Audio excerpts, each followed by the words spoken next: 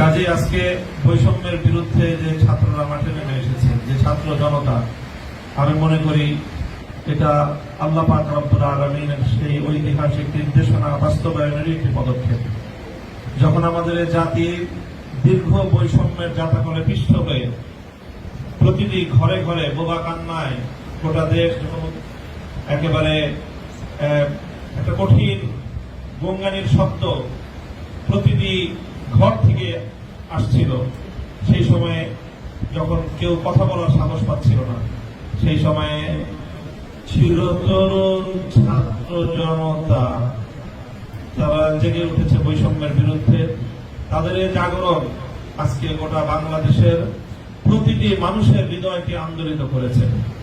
প্রতিটি অভিভাবক নেমে এসেছে, মায়েরা আজকে তার সন্তানদেরকে বুক চাপড়ে সাহস যোগাচ্ছে সত্যের জন্য, বৈষম্যের বিরুদ্ধে আন্দোলন এবং সংগ্রামে অকাতরে প্রাণ বিলিয়ে দেওয়ার জন্য।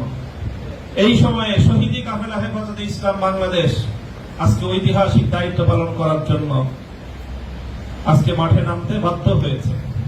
আমি মাঠ বলব, আমাদের দায়িত্বশীলরা বলেছেন দোয়ার মাধ্যমে আমাদের সূচনা, এর ফলে দোয়া হবে আর নতুন সূচনার জন্য। এদেশে নতুন এক সূর্যোদয় হবে, স্পষ্ট ঘোষণা করতে চাই। আর যদি একটা গুলি চলে, হেফাজতে ইসলাম বাংলাদেশ ঘরে বসে থাকতে পারবে না। আমার সন্তানের লাশ নিয়ে আমরা কবরস্থানের দিকে যাব না।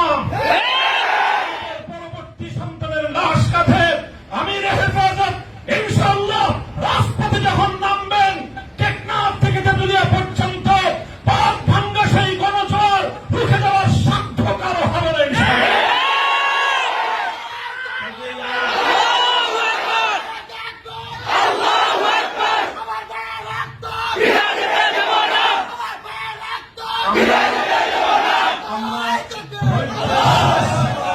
করেছি পরিস্থিতি এভাবেই যদি চলতে থাকে, আর যদি আমাদের দেশের জনগণের নিরাপত্তার দায়িত্বে নিয়োজিত আইন শৃঙ্খলা রক্ষাকারী বাহিনী বুলেট যদি আর বন্দুকের নল থেকে আরেকটি বুলেট ছুড়ে, তাহলে বাংলাদেশের পরবর্তী গণ অভ্যুত্থান অবশ্যম্ভাবী হবে। সে অভ্যুত্থান রুখে দিতে কেউ পারবে না। আমরা আল্লাহ পাক রব্বুল আলামিনের কাছে দোয়া করব, যারা বৈষম্যের বিরুদ্ধে জীবন দিয়েছে, যারা বৈষম্যের বিরুদ্ধে জীবন দিয়েছে, অত্যাচারীর হাতে যাদের প্রাণ